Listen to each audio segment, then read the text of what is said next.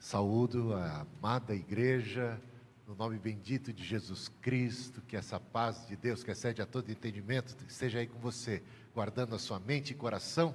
É uma alegria muito grande para mim, para minha esposa, estarmos aqui. A gente já fez, essa semana a gente faz 41 anos de casados, né? É uma provação, essa mulher realmente tem grande galardão no céu. E eu vou dizer uma coisa para vocês: 40 anos eu completo também de ministério esse ano, né? E quero parabenizar vocês pelos 75 anos de vida e missão dessa igreja. Eu louvo a Deus pela vida do querido pastor Edivaldo, meu amigo, essa pessoa assim tão doce. Pude hoje conhecer sua esposa, filhas e conhecer esse rebanho de Deus. É um privilégio, uma honra para mim estar aqui nesse tempo de celebração. Eu convido vocês, sem mais delongas, a se colocarem em pé um pouquinho mais para um versículo só da palavra que será lido, em Romanos capítulo 8, versículo 15. A gente vai ler duas vezes. A primeira eu vou ler e a segunda vocês vão declamar. Vocês não receberam o espírito de escravidão para viverem outra vez atemorizados, mas receberam o espírito de adoção, por meio do qual clamamos Abba, Pai. Vocês conseguem falar esse versículo? Então, 3, 2, 1.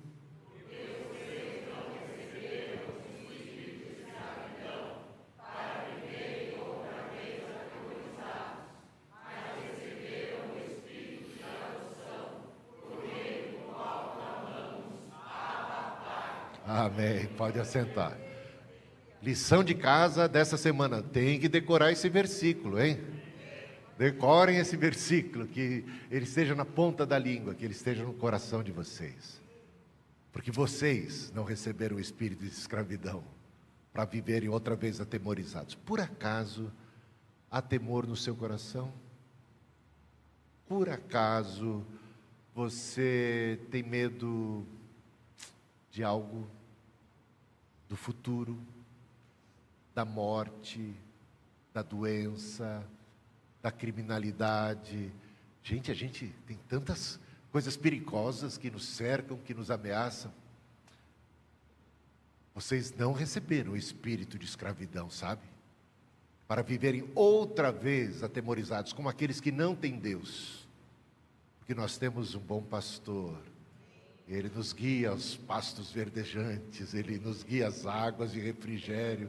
Ele também está conosco, ainda que a gente ande pelo vale da sombra da morte. Nós não vamos temer mal algum, porque Ele está conosco.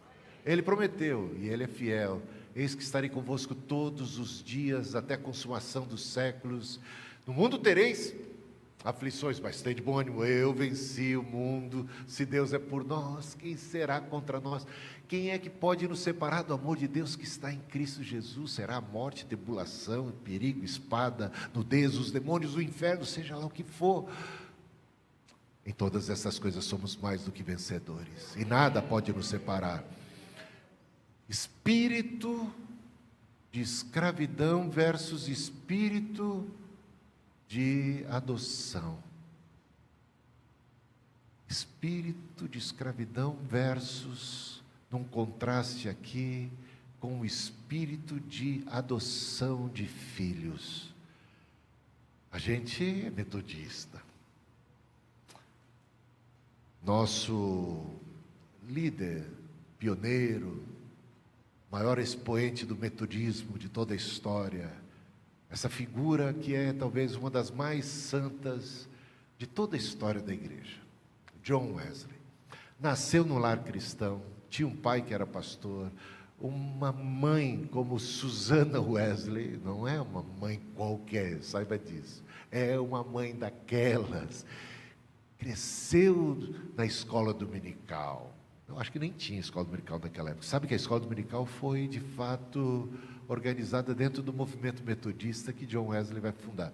Mas certamente ele cresceu aprendendo como criança, como adolescente, ele amava a Deus, ele procurava agradar a Deus de todas as formas. Ele se tornou um dia pastor e também missionário. Ele foi de Londres eu digo, da Inglaterra para os Estados Unidos, e ele era uma pessoa piedosa, ele era caridoso, ele jejuava 2 vezes por semana, ele visitava as viúvas, os doentes, os encarcerados. Ele era assim, pau para toda a obra. Ele tinha até uma atitude muito exemplar, um homem de honra, um homem de dignidade. Foi para ser missionário na América, mas sabe, ele ainda não tinha o espírito de adoção, ele ainda tinha o espírito de escravidão.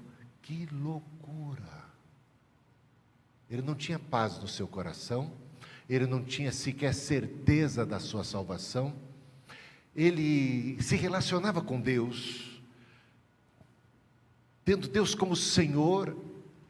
Ele tinha temor de Deus, o que é muito bom, e é muito bom reconhecer a Deus e a Jesus como Senhor, porque Ele o é. E é muito bom ter temor de Deus, porque esse é o princípio da sabedoria. Mas, meus irmãos, é muito importante também ter Deus como Pai. E isso faz muita diferença na vida. É muito bom também, além de ter o temor de Deus, ter o amor de Deus. Conhecer a graça de Deus, perdoadora, santificadora, purificadora, uma graça. É muito bom não nos relacionarmos com Deus na base do mérito, porque não é por obras de justiça praticadas por quem quer que seja, mas é por sua graça, por sua misericórdia, pelo lavar regenerador e purificador do Espírito Santo que Ele derramou sobre nós abundantemente. John Wesley, então, ele diz assim: eu fui para evangelizar, para converter os índios, mas quem me converterá? Porque ele foi um fracasso nessa sua viagem missionária. Quem diria, John Wesley? Esse mesmo homem que vai ser esse pai, eu diria, né? Ou esse instrumento, melhor dizendo, de um avivamento que vai sacudir a Inglaterra, se espalhar pelo mundo, alcançar outros países como os Estados Unidos, por exemplo. 50 anos depois da morte de John Wesley, 50 anos depois, falando em números de pessoas religiosas, 1 em cada 3 americanos que tinham e professavam alguma fé eram metodistas. Acredita nisso? Eram metodistas. 1/3 da população. É bastante gente, não é não? Naquela época eram 1.860.000. 1/3. Que coisa impressionante. Mas ele, na sua primeira viagem, ou na sua única viagem missionária para os Estados Unidos, foi um verdadeiro fiasco, fracasso. Voltou cabisbaixo. E teve um temporal no meio do Oceano Atlântico, que ameaçava afundar o barco, e ele ficou apavorado, porque estava à mercê da morte, e não tinha paz no seu coração, não tinha certeza da salvação. Ele não sabia o que é que ele ia encontrar, se a morte ali o alcançasse, do lado de lá da morte. E ele temeu muito, mas de repente se deparou com outro grupo de passageiros, que estavam no mesmo barco, literalmente falando. E eles estavam tranquilos, eles cantavam, eles adoravam, eles tinham paz, eles tinham segurança. E John Wesley chegou para o líder e perguntou: vocês têm ciência do risco que nós estamos correndo? Certamente que temos. Aquilo O navio sacudia para todo lado, as ondas estavam ameaçando tragar o navio. E aí, John Wesley perguntou: então, por que é que vocês não têm medo? Porque estão cantando, até as crianças estão em paz. Mulheres, crianças, homens, todos, de todas as idades, daquele grupo, tinham paz. Era impressionante. John Wesley ficou impactado com aquela cena e queria saber o segredo. Ele falou: é porque nós temos certeza da salvação. E John Wesley perguntou: mas como assim certeza da salvação? Como é que alguém pode ter certeza da salvação? É porque a salvação é de graça, respondeu. Justificados, pois, pela fé, temos paz para com Deus. A justiça que vem pela fé e não pelas obras. E Wesley, francamente, ficou impressionado com tudo isso, e com essa fala ficou encucado e passou a refletir mais e mais sobre isso, até que acalmou a tempestade, chegou em Londres, e passado um tempo, alguns anos, ele entra numa igreja na rua Aldersgate, 24 de maio de 1738, e lá se ouvia a leitura do prefácio de Lutero, a carta aos Romanos, e ele foi tocado pelo Espírito Santo de uma maneira muito singela. Ele escutava a respeito da salvação, não por obras, não por mérito humano, não pelo cumprimento da lei, mas por pura graça de Deus, favor, vindo do alto, de graça, por amor. E ele sentiu o seu coração estranhamente aquecido, e ele, no seu diário, ele registra assim, como que pela primeira vez eu senti que os meus pecados foram realmente perdoados. Sim, os meus próprios. Parece tão simples para nós isso. Mas você já teve essa sensação de perdão pleno? De perdão pleno dos seus pecados? Pleno perdão. Gente, isso não é pouca coisa. Isso foi transformador, foi uma experiência arrebatadora. Ele, como inglês, se fôssemos nós brasileiros, talvez dessemos pulos de alegria, gritos e qualquer coisa assim, né? Mas ele era inglês. Sentiu seu coração estranhamente aquecido lá dentro. Uma obra genuína do Espírito. O perdão de Deus que agasalhou seu coração, que deu para ele paz. Eu tenho paz com Deus. Por toda a vida havia tentado conquistar o céu. Através das boas obras. E como foi dedicado a tudo isso? Mas sem nunca ter tranquilidade. Por quê? Porque se a salvação é por obras, a gente está numa encrenca danada. Se a salvação é por justiça própria, pela nossa moral, nós estamos numa encrenca danada. Se depende de nós a nossa salvação, estamos em apuros, nunca vamos ter certeza de termos feito tudo o que devíamos fazer. Era o que acontecia com ele. Será que não faltou alguma coisa? Será que ainda não reside algum pecado? Será que não reside alguma fraqueza? Será que eu fiz tudo para alcançar o favor divino, um passe para entrar dos céus? Então, esse é o drama de todos aqueles que procuram justificar-se pelas obras. Por isso é dito que ninguém vai ser justificado por obras ou pela lei.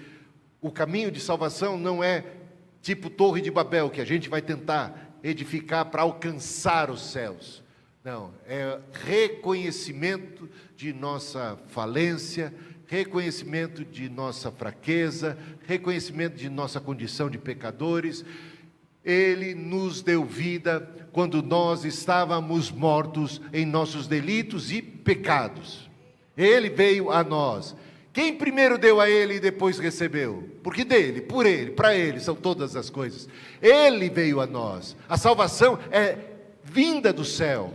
É o Senhor vindo a nós, pecadores, fracos, perdidos, e nos tocando com o seu perdão, com a sua graça. E isso é transformador. Então existe uma diferença abismal entre aquele que tem uma mentalidade de escravo ou de servo e aquele que tem uma mentalidade de filho, espírito de adoção de filhos. Porque Deus não nos deu um espírito de escravidão para vivermos outra vez atemorizados. O escravo vive atemorizado. O escravo, vamos falar várias coisas aqui que acontecem em relação ao escravo. O escravo não serve por prazer. O escravo não serve espontaneamente. O escravo, ele está preso, ele está condicionado, ele tem medo dos açoites, ele tem medo das consequências, ele tem medo do seu senhor. O escravo vive atemorizado. O escravo, ele obedece por responsabilidade, ele pode obedecer por medo, ele pode obedecer por qualquer coação. Mas isso não é o propósito de Deus. Deus não colocou nos seus filhos qualquer espécie de cabresto. Ele não quer nos conduzir a fórceps, com rédea curta. Nós não somos assim em relação a Deus. Lembra o que Jesus falou para os discípulos quando todo mundo o abandonou? João 6, depois da multiplicação de pães, queriam proclamá-lo rei. Jesus fez aquele discurso muito mais claro, falando dele como o pão vivo que desceu do céu. Mas tem gente que vai à igreja só porque quer o pão desta terra, só porque quer que Deus seja um parceiro dos seus negócios, da sua felicidade terrena, porque buscam apenas por conta de interesses passageiros, efêmeros, são materialistas, afinal de contas, e buscam a Deus para se darem bem nessa vida. E quando Jesus vem com um discurso a respeito dele ser o pão vivo que desceu do céu, e as pessoas vão embora. Jesus se volta para os seus discípulos mais chegados, os 12, e pergunta: e vocês também não querem ir embora? Vocês são livres, meus irmãos. Cristo nos libertou, e quando Ele nos libertou, Ele nos deu liberdade, inclusive para nos apartarmos dEle, se assim o desejarmos. Não somos obrigados a ficar na igreja, a vir à igreja. A gente deve, como filho de Deus, dizer: alegrei-me quando me disseram vamos à casa do Senhor. Não é por coação, não é por coerção, não é por força, não é por violência, mas é pelo Espírito de Deus, que é um espírito não de escravidão, é o espírito de adoção de filhos. Isso faz muita diferença, muita diferença. A espontaneidade. Mas já o escravo não. O escravo ele tem medo. O escravo é cheio de dedos. O escravo não tem intimidade. O escravo não pode amar de fato o seu senhor, porque ele de fato não se sente amado pelo seu senhor. Porque se o seu senhor o amasse, o senhor o libertaria e ele deixaria de ser escravo no mesmo instante. Essa é toda a verdade. E assim é nosso Deus. Ele nos libertou. Vou contar uma experiência. Aqui está minha esposa, 41 anos de casado. Eu a conheci quando mudou o pastor. Era lá da igreja de Cidade Ademar, onde estive hoje, essa manhã. Igreja Metodista Livre de Cidade Ademar, completou 40 anos. 40 anos.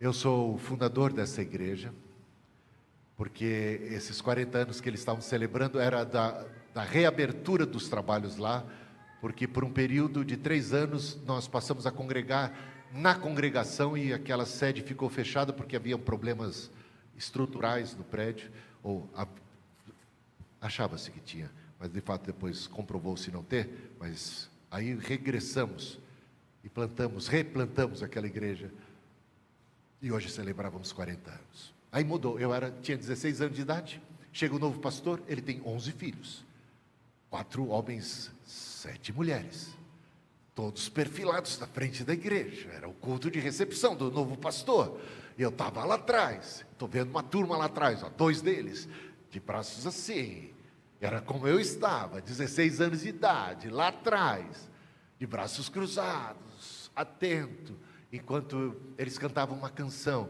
estou feliz com esta nova família. Quem é da velha guarda deve conhecer. Estou feliz com essa nova família. Eles cantavam assim, eu falei, eu também estou feliz com essa nova família.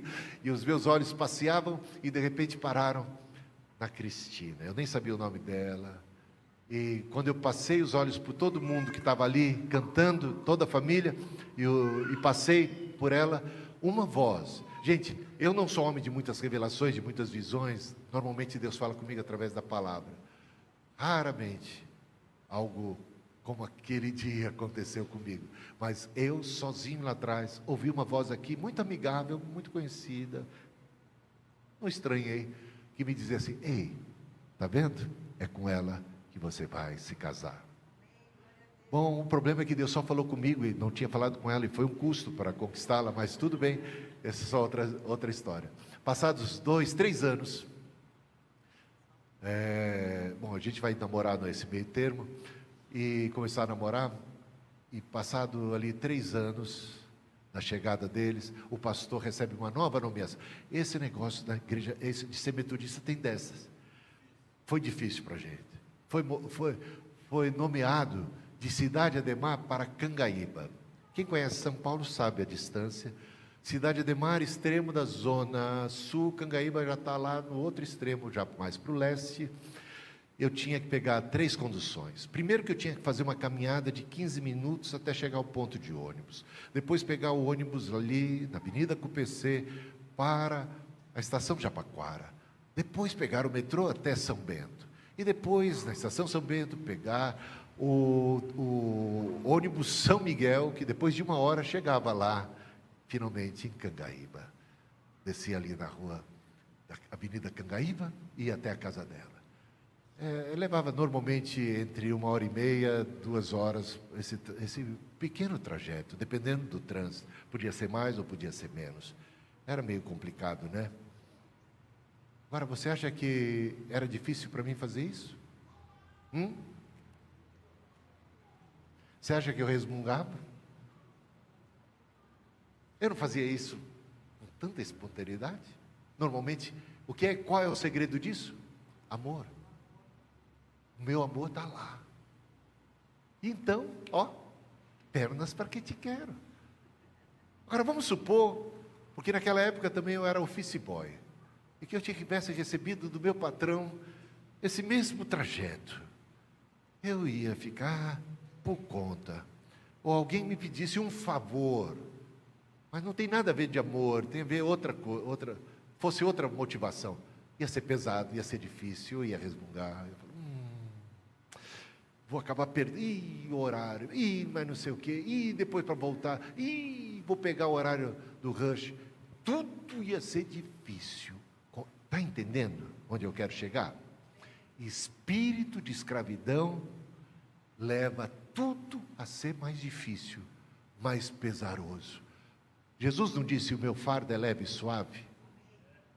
Você sabe que John Wesley, depois daquela experiência, continuou visitando os presídios, visitando os hospitais, praticando caridade, talvez até com mais intensidade, jejuando também, 2 vezes por semana, sempre no mesmo ritmo, só que agora não era para alcançar o céu, mas porque o céu o alcançou, porque agora o amor de Deus foi derramado no seu coração, porque agora ele era filho de Deus, não apenas filho de Deus, mas herdeiro de Deus e co-herdeiro juntamente com Cristo. Liberto estava, então tudo tinha agora um novo sabor. Por isso eu alegrei-me quando me disseram vamos à casa. Por quê? Porque é paixão, porque é amor, porque é a casa do meu pai, porque lá eu vou encontrar meus irmãos e irmãs, porque lá nós vamos adorar a Deus, porque eu sou parte dessa família de Deus. Você está entendendo que isso é de fato revolucionário? Tem uma experiência ali da parábola do filho pródigo, que é o filho rebelde, que desperdiça toda a herança do pai, que não quer ficar com o pai, que dá as costas para o pai, que vai para longe, só quer o dinheiro do pai, pega a sua parte da herança e vive como um devasso. Isso que significa pródigo. Gastou tudo. Não teve nenhuma prudência, não teve nenhuma, viveu a vida adoidado. Perdeu tudo em frangalhos, numa miséria na bancarrota, em verdadeiro, assim, maltrapilho, ele lembra da casa do pai, e ele diz assim: a casa do meu pai era tão boa, até para os servos era bem melhor, talvez meu pai me aceite como um servo na sua casa, eu pequei contra ele, eu vou voltar, eu vou pedir perdão. E ele tinha até um discurso pronto, mas quando ele se aproximava, o pai o viu de longe, e quando o viu que era ele, o pai correu ao seu encontro, o abraçou, o cobriu de beijos e abraços. Ele não teve nem como fazer o discurso que ele tinha preparado, o pedido. O pai já o acolheu como filho, providenciou banho, providenciou roupa digna de um filho, porque ele estava em farrapos, ele não tinha, estava descalço, e ele teve uma sandália de honra, e ele recebeu o anel de novo da filiação, e o pai fez uma festa para ele, uma festa. Meus irmãos, o que esse filho fez para receber tal tratamento do pai? Ele merecia isso? Todos nós sabemos que não. Todos nós sabemos que esse pai fez alguma coisa impressionante. E sabe, porque ele é pai. E sabe o que acontece muitas vezes conosco? Se nós tivermos uma relação não tão positiva assim com nossos pais terrenos, é possível que o nome pai evoque lembranças, memórias não tão boas. Que esse pai do filho pródigo não tenha muitas vezes nada a ver com o pai que a gente teve nesse mundo. Eu sei que tudo isso pode atravancar, inclusive, a nossa relação com Deus. A gente pode enxergar a Deus como uma espécie de pai terreno, assim, melhorado, ou como um policial onipresente, ou como alguém que é severo, ou alguém que cobra, ou alguém que exige, alguém que está, e que a gente precisa conquistar o amor dele. E não alguém que já nos ama. E às vezes aquele tipo de educação que a gente recebeu fortaleceu essa ideia de que nós de fato não somos amados por quem somos. Nós somos amados dependendo do nosso desempenho. Se você fizer tudo direitinho, se você comer tudo, se você passar de ano, se você tirar boas notas, e assim vai. Se. Aliás, este foi o estratagema do diabo.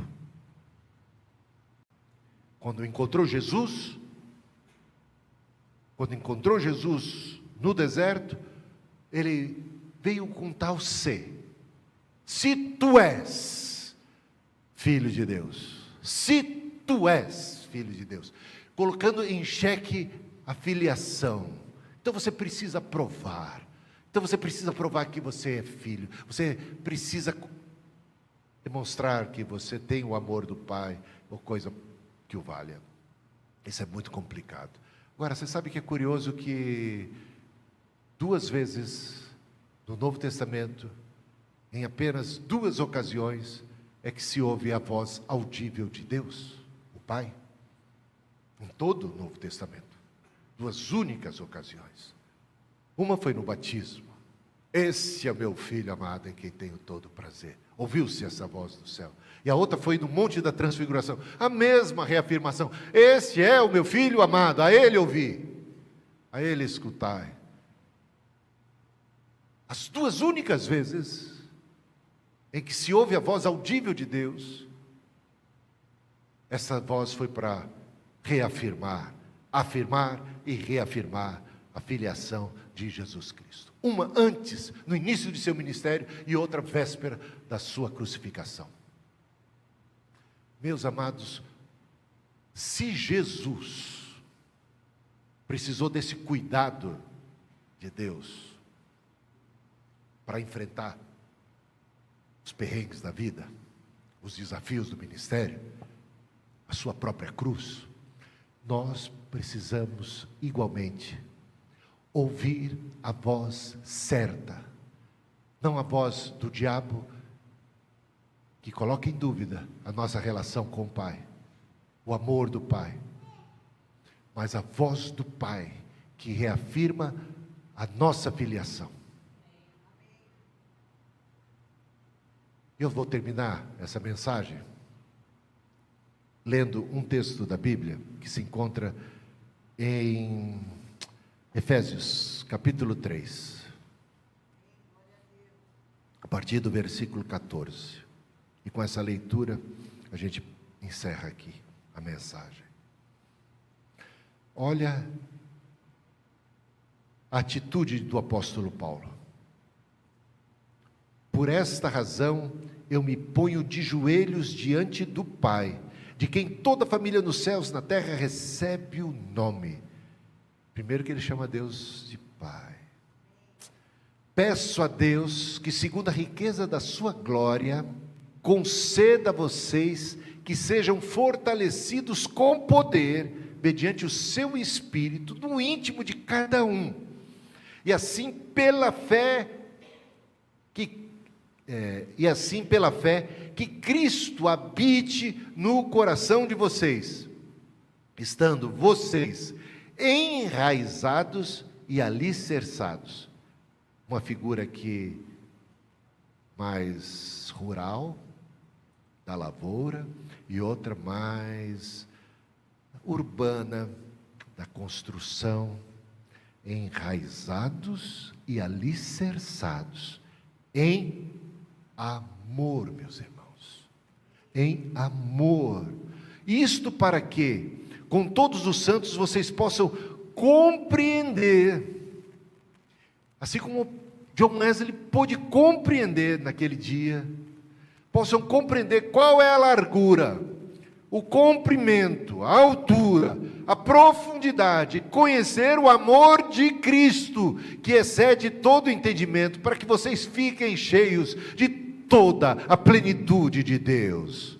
Ora, aquele que é poderoso para fazer infinitamente mais do que tudo que pedimos e pensamos, conforme o seu poder que opera em nós, a ele seja a glória na igreja, em Cristo Jesus, por todas as gerações, para todos sempre. Amém. Enraizados, alicerçados em amor, para compreender a extensão, toda a amplitude do amor de Deus, a altura, a profundidade, a largura, todas as dimensões. O amor de Deus por você é imenso, é imenso. Nós o amamos porque primeiramente Ele nos amou. E Ele prova o seu amor para conosco pelo fato de Cristo ter morrido por nós, sendo nós ainda pecadores, indignos do seu amor. Ele nos ama mesmo assim. Ele nos ama e nos perdoa e nos abraça, para que todo aquele que nele crê não pereça, mas tenha a vida eterna. Ele não enviou o seu Filho ao mundo para condenar o mundo, mas para salvar o mundo, para salvar as pessoas. Ele é Salvador.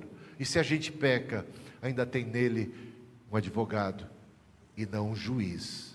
Ele não está aqui para condenar, ele está aqui para salvar. Ele é Salvador. Ele te ama de um jeito que você precisa da oração do apóstolo Paulo, gente. Você precisa, sabe, por essa razão, eu me ponho de joelhos diante do Pai e peço a Deus que, segundo a riqueza da sua glória, conceda a vocês que sejam fortalecidos com poder, porque vocês não receberam espírito de covardia, para viverem outra vez atemorizados. Vocês receberam o espírito de adoção.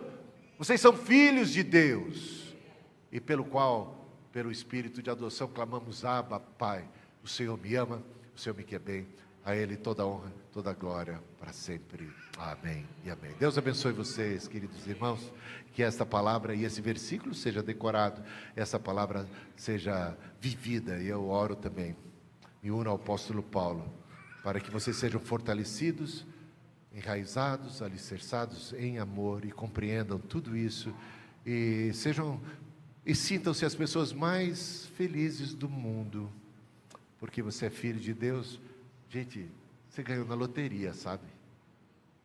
Mas no mundo você vai ter aflição, mas você é de Deus e não tem problema, nenhuma aflição, nada pode te separar, nada pode e deve te amedrontar. Confie em Deus, tenha paz, usufrua dessa comunhão com Cristo. Aí eu termino, eu tenho mais uma coisa para contar. Eu tenho um neto, eu tenho 3 netos, Mas eu tenho um que agora é meu xodó. Ele é o caçula. Ele tem 2 anos de idade. Esse neto gosta de mim. Meu, como é bom. E faz inveja para a vovó. O vovô é o predileto do netinho. Eu não fiz nada nem para conquistar esse amor dele. É um amor gratuito. É graça, pura graça. A vovó se esmera para tentar conquistá-lo, mas por enquanto... Bom, tirando essa palhaçada que eu estou falando agora, tem um negócio que eu quero falar que é legal.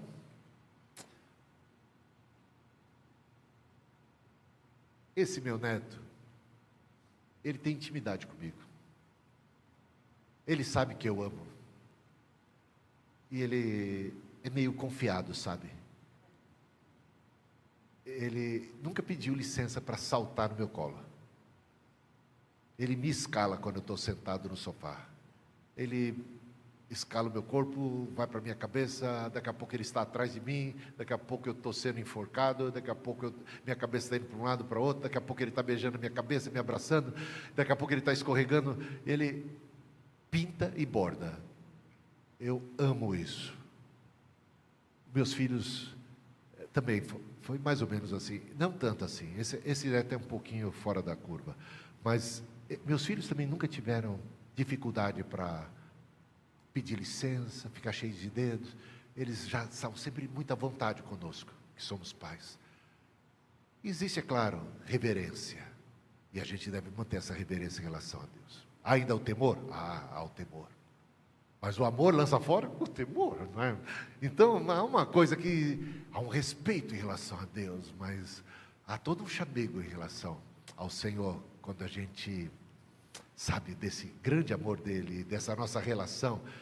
Então, a gente não é cheio de dedos com Deus, a gente passa a ser gente que sabe que o véu do templo foi rasgado de alto a baixo, e que agora não tem mais cerimônias, a gente entra com intrepidez no Santo dos Santos. Você está entendendo? Porque a gente é filho de Deus. Caiu a ficha para você, se ainda não tinha caído, porque já devia ter caído há muito tempo.